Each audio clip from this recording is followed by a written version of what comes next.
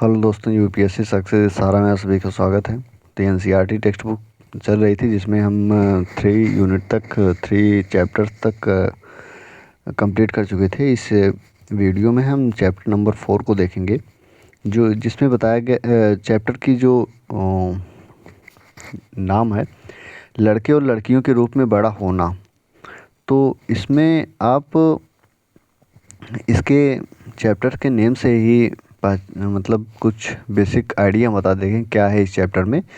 जैसे कि कोई भी बच्चा यदि जन्म लेता है, या लड़का हो या लड़की, जिस रूप में जन्म लेता है वो आगे चलकर किन परिस्थितियों का सामना करेगा, किस प्रकार से उनके समाज में नियम बनाए गए हैं, उन्हीं नियमों के अनुसार चलना पड़ेगा।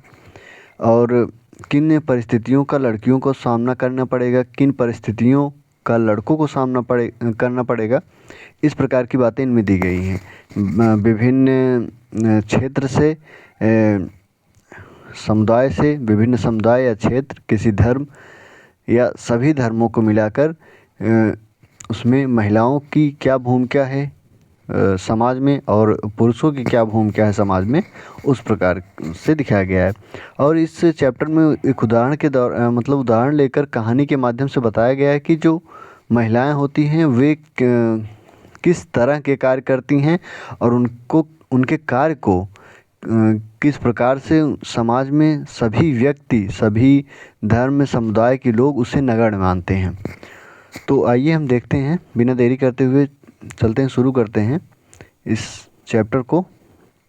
ठीक, तो जिस समाज में के बीच हम खड़े होते हैं वह हमें सिखाता है कि लड़के और लड़कियों का कैसे व्यवहार स्वीकार करने योग्य है, उन्हें क्या करना चाहिए क्या नहीं।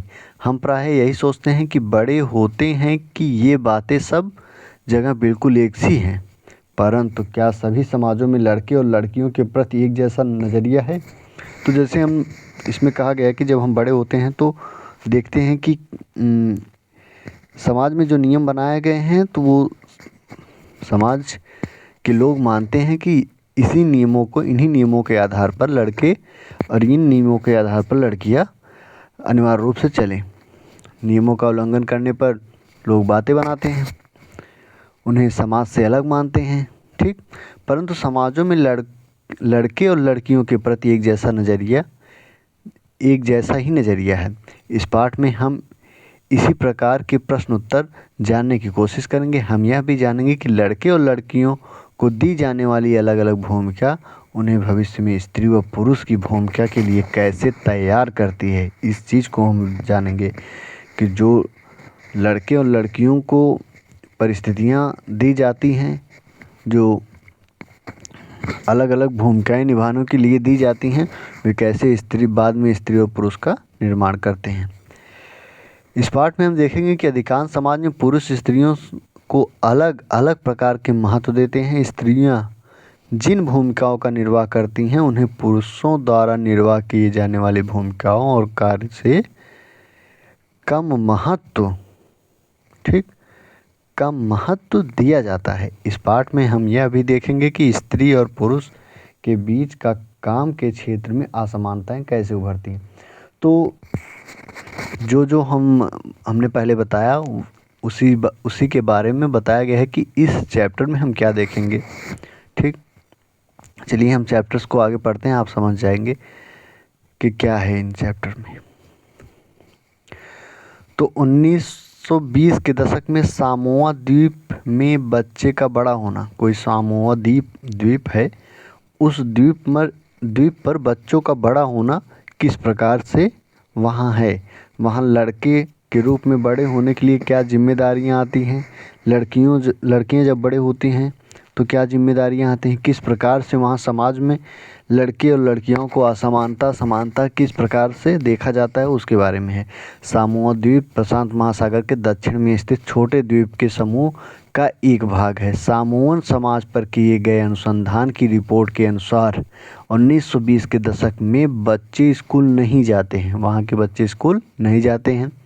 वे बड़े बच्चों और वयस्कों से बहुत सी बातें सीखते हैं, जैसे छोटे बच्चों की देखभाल या घर का काम कैसे करना आदि। तो बेसिकली वहाँ के जो बड़े लड़के होते हैं वो छोटे बच्चों को क्या करते हैं, गाइड करते हैं कि किस तरीके से उनके छोटे बच्चों को, मतलब जो उनसे भी छोटे बच्चे हैं, उनका कैसे देखभाल किया जाएगा, घर के काम कैसे किए जाएंगे। द्वीपों पर मछली पकड़ना बड़ा महत्वपूर्ण कार्य था, इसलिए किशोर बच्चे मछली पकड़ने के लिए सुदूर यात्राएं पर जाते थे। लेकिन ये बातें वे अपने बचपन के अलग अलग समयों पर सीखते थे। ठीक, तो कहानी के माध्यम से बताया गया है कि सामोआ द्वीप जो है उस पर बच्चे किस प्रकार से जीवन यापन करते, वहाँ स्कूल नहीं जाते। मछलियाँ पकड़ना एक मुख्य कार्य वहाँ का था। छोटे बच्चों जैसे जैसे ही चलना शुरू कर देते, उनकी माताएं या बड़े लोग उनकी देखभाल करना बंद कर देते थे। यह जिम्मेदारी बड़े बच्चों पर आ जाती थी, जो प्राय स्वयं भी 5 वर्ष के आसपास की उम्र में होते थे। लड़के और लड़कियों दोनों अपने छोटे भाई बहन की देखभाल करते थे। मतलब जब कोई बच्चा अपने पैरों पर चलने लगता था तो माता पिता उनकी देखभाल ना करके जो उनसे बड़े भाई होते थे या बहन होती थी वो उनका देखभाल करती थी। ठीक, लेकिन जब कोई लड़का लगभग 9 वर्ष का हो जाता था, वह बड़े लड़कों के समूह में सम्मिलित हो जाता था और बाहर के काम सीखता था, जैसे मछली पकड़ना और नारियल के पेड़ लगाना आदि। लड़कियां जब तक 13-14 साल की नहीं हो जाती थी, छोटे बच्चों की देखभाल और बड़े लोगों के छोटे मोटे कार्य करती थी।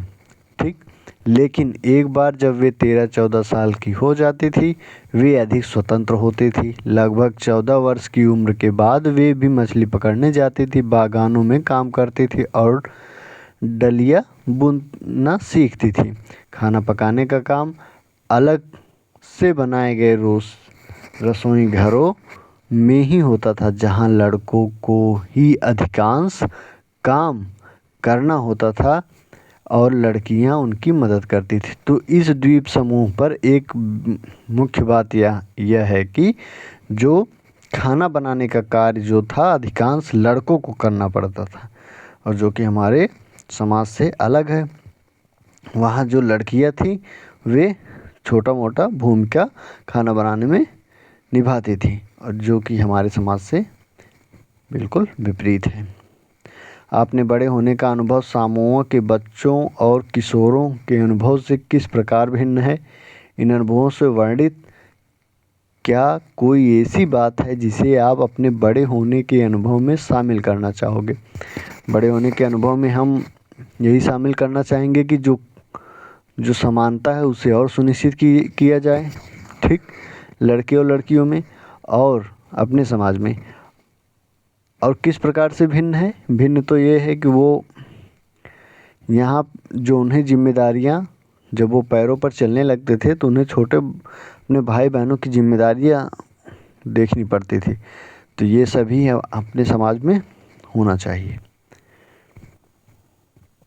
अब देखिए 1960 के मध्य प्रदेश में पुरुष के रूप में बड़ा होना। कोई व्यक्ति, मतलब कोई लड़का पुरुष के रूप में बड़े होने से मध्य प्रदेश में क्या स्थिति है उसको देखते हैं। निम्नलिखित आलेख 1960 के मध्य प्रदेश के एक छोटे शहर में रहने वाले स्कूल जाने के लिए वर्णन किया गया है। कक्षा 6 के आने के बाद लड़के और लड़कियां अलग अलग स्कूलों में जाते थे। लड़कियों के स्कूल लड़कों के स्कूल से बिल्कुल अलग ढंग से बनाए जाते थे। किस प्रकार से बनाए जाते थे? उनके स्कूल के बीच एक आंगन होता था जहां वे बाहरी दुनिया से बिल्कुल अलग रहकर स्कूल की सुरक्षा में खेलती थी। लड़कों के स्कूल में ऐसा कोई आंगन नहीं होता था, बल्कि उनके खेलने का मैदान बस एक छोटा सा खुला स्थान जो स्कूल में लगा हुआ था। हर शाम स्कूल के बाद लड़के सैकड़ों लड़कियों के भीड़ को सकरी गलियों में जाते हुए देखते थे।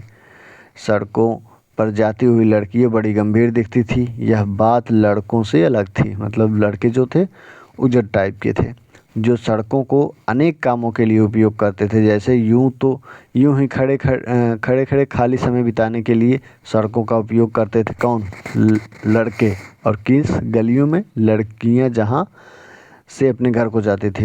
दौड़ने और खेलने के लिए और साइकिल चलाने के करतबों को आजमाने के लिए लड़के उन गलियों का इस्तेमाल करते थे। लड़कियों के लिए गली सीधे घर पहुंचने का एक माध्यम थी।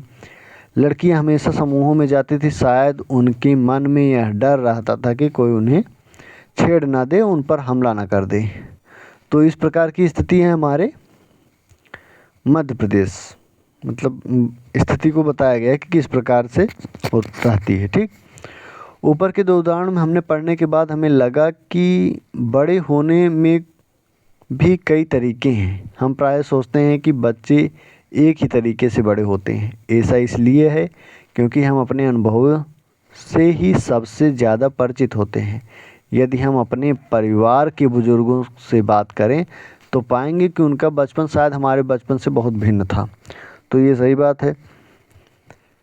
पहले के व्यक्ति जब बड़े होते थे तो उनके अलग कार्य, कर्तव्य, दायित्व और जो भी समाज में उस समय मान्यता थी उस प्रकार से होते थे। आज की समाज की मान्यता अलग है। ठीक, उस प्रकार से बच्चे बड़े होते हैं। जैसे सामोआ द्वीप में जो बच्चे बड़े होते हैं उसमें छोटे बच्चों का देखभाल तथा वो बड़े बच्चों से सभी घर का कार्य सीखते हैं। बाहर नारियल का पेड़ लगाने तक लेकर मछली पकड़ने का कार्य सीखते हैं। लेकिन वहीं जो मध्य प्रदेश के छात्र हैं वे स्कूल तो जाते हैं, लेकिन ऐसा कार्य करते हैं जो सड़कों का इस्तेमाल विभिन्न कार्यों के लिए करते हैं। ठीक, आप समझते होंगे। आगे देखते हैं। हम यह भी अनुभव करते हैं कि समाज लड़के और लड़कियों में अंतर करता है। यह बहुत कम आयु से ही शुरू हो जाता है। उदाहरण के लिए उन्हें खेलने के लिए भिन्न खिलौने दिए जाते हैं। क्यों दिए जाते हैं भिन्न? चाहे तो समान खिलौने दिए जाएं। लड़कों को प्रायः खेलने के लिए कारें दी जाती हैं, लड़कियों को गुड़िया। दोनों ही खिलौने खेलने में बड़े आनंदमय हो सकते हैं। फिर लड़कियों को गुड़िया और लड़कों को कारें ही क्यों दी जाती हैं? खिलौने बच्चों को यह बताने का माध्यम बन जाते हैं कि जब वे बड़े होकर स्त्री या पुरुष बनेंगे तो उनका भविष्य अलग अलग होगा। अगर हम विचार करें तो अंतर प्रायः प्रतिदिन की छोटी छोटी बातों में बना कर रखा जाता है। लड़कियों को कैसे कपड़े पहनने चाहिए, लड़के पार्क में कौन सा खेल खेलें, लड़कियों को धीमी आवाज़ में बात करना चाहिए, लड़कों को रौब से बात करना चाहिए। ये सब बच्चों को यह बताने के तरीके हैं कि वे बड़े होकर स्त्री या पुरुष बनेंगे तो किस प्रकार से रहेंगे, उनकी समाज में क्या स्थिति है इस समय स्त्री व पुरुष की, उसी अनुसार वे बच्चों को भी इन माध्यमों से सिखाते हैं। तो उनकी विशिष्ट भूमिकाएं होंगी। बाद के जीवन में इसका प्रभाव हमारे अध्ययन के विषयों में व्यवसाय को चुनाव पर भी पड़ता है। मतलब आप किस प्रकार का जो व्यवसाय, मतलब जो आप कार्य बड़े होकर करेंगे उस पर भी ये निर्भर करता है। ये जो पैराग्राफ दिए इसको भी हम पढ़ लेते हैं। आपने पड़ोस की किसी गली या पार्क का चित्र बनाइए। उसमें छोटे लड़कों और लड़कियों द्वारा की जाने वाली विभिन्न प्रकार की गतिविधियों को दर्शाइए। यह कार्य आप अकेले या समूह में भी कर सकते हैं। आपके द्वारा बनाए गए चित्र में क्या उतनी ही लड़की है जितने लड़के होंगे? संभव है कि आपने लड़कियों की संख्या कम बनाई होगी। क्या आप कारण बता सकते हैं कि जिनकी वजह से आपने पड़ोस या सड़क के पार्कों, बाजारों और देर शाम तक रात के समय स्त्रियों की संख्या कम क्यों बनाई है? तो आप समझते होंगे कि क्योंकि समाज में कुछ जो सामने आते हैं मामले, उनमें लड़कियों की असुरक्षा को लेकर लड़कियां कम बाहर निकलती हैं, तकरीबन शाम के समय या अंधेरे के समय। और ऐसे बहुत से कारण हैं जिनमें जो आप बता सकते हैं। ठीक, क्या लड़के और लड़कियां अलग अलग काम में क्यों लगे हैं? क्या आप विचार करके इसका कारण बता सकते हैं? यदि आप लड़के और लड़कियों को ध्यान का स्थान परस्पर बदल देंगे, अर्थात लड़कियों के स्थान पर लड़के, लड़के के स्थान पर लड़कियां। तो इसमें जैसे कोई एक कार्य को लेकर मान लीजिए नर्स जैसे है, उसमें यह सोचा जाता है कि हमने क्लास 6 एनसीईआरटी में पढ़ा, तो नर्स में सभी महिलाओं को लगाया। क्यों लगाया? क्योंकि एक समाज का देखने का जो नज़रिया है कि लड़कियां ही एक प्रकार से जो भावुकता वाले कार्य हैं वो कर सकती हैं, तो उन्हें उस क्षेत्र में जोड़ा गया है। लेकिन ऐसा नहीं है, लड़कियां और भी कार्य कर सकती हैं, लड़के भी नर्स का कार्य कर सकते हैं। लेकिन एक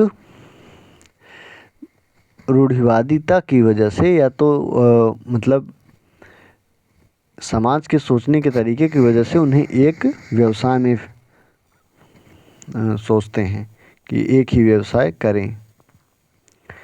तो इन जो कहानी है इसमें ये बताया गया है कि मेरी माँ काम नहीं करती। बेसिकली आप इसे ही पढ़कर आप जान सकते हैं कि जैसे जो इनकी माँ थी वे घर का सारा कार्य करती थी। इनके पिता या बच्चे ये समझते थे कि माँ कुछ कार्य नहीं करती। तो माँ ने एक दिन हड़ताल पर गई, मतलब वो कार्य मतलब उन्होंने बताया कि मैं इस दिन कार्य नहीं करूँगी। तो पिता और बच्चे सब परेशान थे, सारा कार्य नहीं कर पाए। तो उन्हें बाद में रियलाइज़ हुआ कि घर का कार्य भी एक महत्वपूर्ण कार्य है जिसे हम समझते हैं कि ये कोई कार्य नहीं है। अधिकांश समाजों में, जिसमें हमारा समाज भी सम्मिलित है, पुरुषों और स्त्रियों की भूमिकाओं और उनके कार्य के महत्व को समान नहीं समझा जाता। ठीक, वो समझते हैं कि जो महिलाएं जो कार्य करते हैं उनका कर्तव्य है और उनके कार्यों को उतना वैल्यू नहीं दी जाती, बल्कि महिलाएं अत्यधिक ज़्यादा कार्य करती हैं पुरुषों की अपेक्षा। पुरुष और स्त्रियों की हैसियत एक जैसी नहीं है। आओ देखें पुरुषों और स्त्रियों के द्वारा किए जाने वाले कामों में यह असमानता कैसे है। तो असमानता को हम देखते हैं कि किस प्रकार की असमानता है। घरेलू काम का मूल्य, तो जो स्त्रियां घर के काम को करती हैं उनका मूल्य क्या है। देखिए हम देखते हैं हरप्रीत, वो कहानी के माध्यम से हरप्रीत नाम है, कि परिवार को नहीं लगता कि जसप्रीत घर का जो काम करती है वो वास्तव में काम था। उनके परिवार की ऐसी भावना का होना कोई निराली बात नहीं है। सारी दुनिया के घर में मुख्य जिम्मेदारी स्त्रियों की होती है। ठीक, जैसे देखभाल संबंधी कार्य, परिवार को ध्यान रखना, विशेषकर बच्चों, बुजुर्गों और बीमारों का।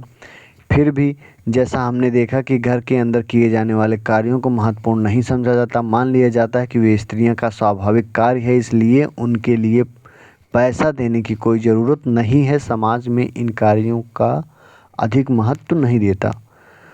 तो जो स्त्रियां घर का कार्य करती हैं, समाज उन कार्यों को महत्व नहीं देता। उनके लिए कोई वेतन निर्धारित नहीं है, और यहाँ तक कि वेतन को छोड़िए, यहाँ तक कि कोई उनका महत्व नहीं देता कि ये कोई कार्य है। ठीक, और जब खुद उनको करना पड़े तब वो एहसास करते हैं। घर पर कार्य करने वालों का जीवन, देखिए उपयुक्त कहानी में केवल हरप्रीत की माँ ही घर का काम नहीं करती, काफ़ी सारा काम मंगला करती है। मंगला कौन? उनकी जो काम वाली बाई है, जो घरेलू काम की मदद के लिए लगाई गई है। बहुत से घरों में, विशेषकर शहरों और नगरों में, लोगों को घरेलू काम के लिए लगा लिया जाता है। वे बहुत काम करते हैं, झाड़ू लगाना, सफाई करना, कपड़े या बर्तन धोना, खाना पकाना, छोटे बच्चों और बुजुर्गों का देखभाल करना आदि। घर का काम करने वाली अधिकांशतः स्त्रियां होती हैं। कभी कभी इन कार्यों को करने के लिए छोटे लड़कों या लड़कियों पर काम पर रख लिया जाता है। घरेलू काम का अधिक महत्व नहीं है, इसलिए इन्हें मजूरी भी कम दी जाती है। घरेलू काम करने वाले का दिन सुबह 5 बजे से शुरू होकर रात 12 बजे तक भी चलता है। जी तोड़ मेहनत करने के बावजूद उन्हें नौकरी पर रखने वाले उनसे सम्मानजनक व्यवहार नहीं करते। दिल्ली या घरेलू काम करने वाली एक स्त्री मिलानी ने अपने अनुभव के बारे में बताया। मिलानी एक दिल्ली में कार्य करने वाली बाई है।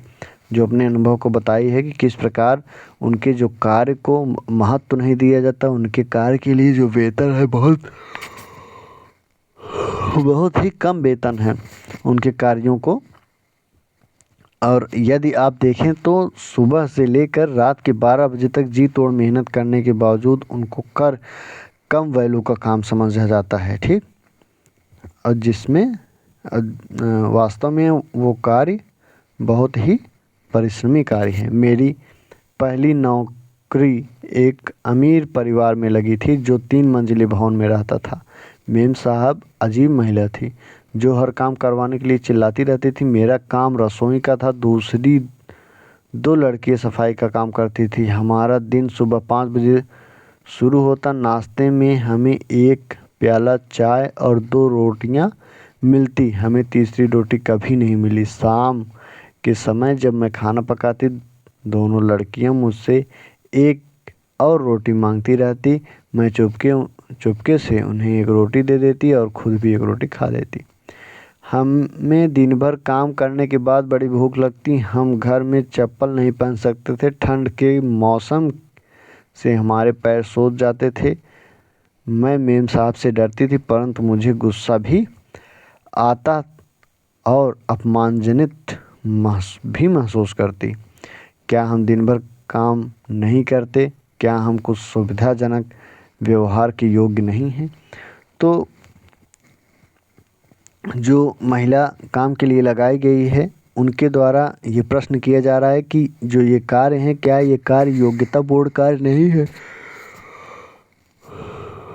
जिसमें जी तोड़ तो मेहनत भी करते हैं और सारा कार्य भी करते हैं, लेकिन इस काम का महत्व भी नहीं दिया जाता और हमें अपमानजनित महसूस कराया जाता है। आगे चलते हैं।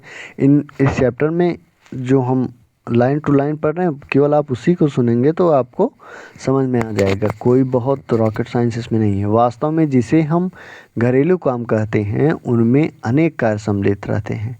इनमें से कुछ कामों में बहुत शारीरिक श्रम लगता है। ग्रामीण एवं शहरी क्षेत्रों में औरतों और लड़कियों को दूर दूर से पानी लाना पड़ता है। ग्रामीण क्षेत्रों में स्त्रियों और लड़कियों को जलाऊ लकड़ी का भारी गट्ठर सिर पर ढोने पड़ते हैं। कपड़े धोने, सफाई करने, झाड़ू लगाने या वजन उठाने का कामों में झुकने, उठाने और सामान लेकर चलने की ज़रूरत होती है। बहुत से काम जैसे खाना बनाने आदि लंबे समय तक गर्म चूल्हे के सामने खड़े रहना पड़ता है। स्त्रियां जो काम करती हैं वह भारी और थकाने वाला शारीरिक काम होता है, जबकि हम आम तौर पर सोचते हैं कि पुरुष ही ऐसा काम कर सकते हैं। बहुत से पुरुष सोचते हैं कि मेहनती वाला काम पुरुष ही कर सकते हैं, लेकिन ऐसा नहीं है। यदि इस कार्य को करें तो उन्हें मेहनत का अंदाज़ा लग जाएगा कि कौन सबसे ज़्यादा अधिक मेहनत करता है, ठीक। जो ये सोचते हों। घरेलू और देखभाल के कामों का एक अन्य पहलू जिसे हम महत्व नहीं देते वह इन कामों में लगने वाला लंबा समय। वास्तव में यदि हम स्त्रियों द्वारा किए जाने वाले घर के और बाहर के कामों को जोड़ें तो हमें पता चलेगा कुल मिलाकर स्त्रियां पुरुष से अधिक कार्य करती हैं। निम्न तालिका में भारत के केंद्रीय सांख्यिकी संगठन द्वारा किए गए विशेष अध्ययन कुछ आंकड़े 1998 से 99। देखिए क्या आप रिक्त स्थानों को भर सकते हैं, तो इसमें जोड़कर भरना पड़ेगा, ठीक। तो देख लेते हैं कैसे पुरुष जो हैं वो स्त्रियों से कम कार्य करते हैं और स्त्रियां ज़्यादा कार्य करती हैं। राज्य जो है हरियाणा और तमिलनाडु का लिया गया है। स्त्रियों के वेतन सहित कार्य के घंटे प्रति सप्ताह, वेतन सहित, ठीक। तो एक सप्ताह में 23 घंटे हरियाणा में जो वेतन मिलता है कार्य करती हैं और तमिलनाडु में 19 घंटे। स्त्रियों के अवैतनिक घरेलू काम के घंटे प्रति सप्ताह 30 घंटे कार्य करती हैं स्त्रियां, जिनमें कोई वेतन नहीं दिया जाता, और तमिलनाडु में 35 घंटे। कुल मिलाकर कितने घंटे कार्य ना स्त्रियों को कुल काम के घंटे। पुरुषों को वेतन सहित 38 घंटे जो कार्य करते हैं पुरुष वे वेतन वाले करते हैं, और जो बिना वेतन के कार्य हैं वो 2 घंटे करते हैं। इसमें 40, इसमें 4, तो कुल मिलाकर यहाँ जोड़िए तो आप पाएंगे कि जो कार्य स्त्रियां कर रही हैं वो उसमें कोई वेतन की सुविधा नहीं है, मतलब घरेलू कार्य कर रही हैं, और उनके द्वारा किए गए कार्य भी, महिलाओं के द्वारा किए गए कार्य भी पुरुषों की अपेक्षा बहुत अधिक है। यहाँ जोड़ेंगे तो आप 53 आवर्स, 53 आवर्स, ठीक। और इसमें यहाँ 40 आवर, मतलब 13 आवर्स पर वीक हरियाणा में ज़्यादा वर्क करती हैं महिलाएं। इसी प्रकार से आप तमिलनाडु का भी देख सकते हैं। महिलाओं का काम और समानता, जैसा कि हमने देखा, महिलाओं के घरेलू और देखभाल के कामों को कम महत्व देना एक व्यक्ति या परिवार का मामला नहीं है, यह स्त्रियों और पुरुषों के बीच असमानता की एक बड़ी सामाजिक व्यवस्था का भी भाग है। इसलिए हमें समाधान हेतु जो कार्य किए जाने हैं वे केवल व्यक्तिगत या पारिवारिक स्तर पर नहीं, वरन शासकीय स्तर पर भी होने चाहिए। हम जानते हैं कि समानता हमारे संविधान का महत्वपूर्ण सिद्धांत है। संविधान कहता है कि स्त्री या पुरुष होने का आधार पर भेदभाव नहीं किया जा सकता, परंतु वास्तविकता में लिंग भेद किया जाता है। सरकार इन कारणों को समझने के लिए इस स्थिति में सकारात्मक निदान ढूंढने के लिए वचनबद्ध है। उदाहरण के लिए, सरकार जानती है कि बच्चों के देखभाल और घर का काम का बोझ महिलाओं और लड़कियों पर पड़ता है। स्वाभाविक रूप से इसका असर लड़कियों के स्कूल जाने में भी पड़ता है। इससे ही निश्चित हो जाता है कि क्या महिलाएं घर से बाहर काम कर सकेंगी, यदि करेंगी तो किस प्रकार काम का कार्य क्षेत्र चुनेंगी। पूरे देश में कई गांवों में शासन की आंगनवाड़ी और बालवाड़ियां खोली हैं। शासन ने एक कानून बनाया है जिसके तहत यदि किसी संस्था में महिला कर्मचारियों की संख्या 30 से अधिक है तो उसे वैधानिक रूप से बाल्यावाड़ी क्रेश की सुविधा देनी चाहिए। मतलब ये एक बालवाड़ी जो है, यदि किसी भी संस्था में महिलाओं की संख्या 30 से अधिक है किसी भी कार्य में, तो उन्हें ये सुविधा देनी चाहिए। बालवाड़ी की व्यवस्था होने से बहुत सी महिलाओं को घर से बाहर जाकर काम करने में सुविधा होगी, ठीक। इससे बहुत सी लड़कियों को स्कूल जाना भी संभव हो सकेगा। सस्टेनेबल डेवलपमेंट गोल जो 5 और जेंडर इक्वालिटी को दर्शाता है कि जो हमारे समाज में पुरुष या स्त्री हैं वे समान हैं, ठीक। उन्हें समान कार्य के लिए समान वेतन दिया जाना चाहिए, समान रूप से समाज में रहने का अधिकार भी, ठीक। बहुत सी स्त्रियां, जैसे कहानी में सुलानी की माँ और हरियाणा और तमिलनाडु में महिलाएं जिनका सर्वेक्षण किया गया, घर के अंदर व बाहर दोनों जगह काम करती हैं। इन्हें प्रायः महिलाओं का कार्य के दोहरे बोझ के रूप में भी जाना जाता है, ठीक। तो इस प्रकार की यहाँ जो फिगर दिखाया गया तो आप समझ सकते हैं। बच्चे को संभालना से लेकर झाड़ू, खाना बनाना आदि, कपड़े धोना, पानी लाना, सभी व्यवस्थाएं, पढ़ाना, इस प्रकार की जो दूध, ये सब व्यवस्थाएं, स्वेटर वेटर सब बिनना, सभी व्यवस्थाओं को देखती हैं, तब भी ये स्थिति है। मैं हर कहीं मौजूद, मेरी अनदेखी और नहीं संभव, कौन सी वह तुम्हारी उपलब्धि जिसमें मेरा नहीं यह भाग, औरत को चाहिए अपना अधिकार। तो इस पंक्ति के माध्यम से यही कह रहे हैं कि कौन सी आपकी वो उपलब्धि है जिसमें जो महिलाओं की भूमिका नहीं है, आप बिना बता दीजिए, लेकिन उनका अपना अधिकार चाहिए।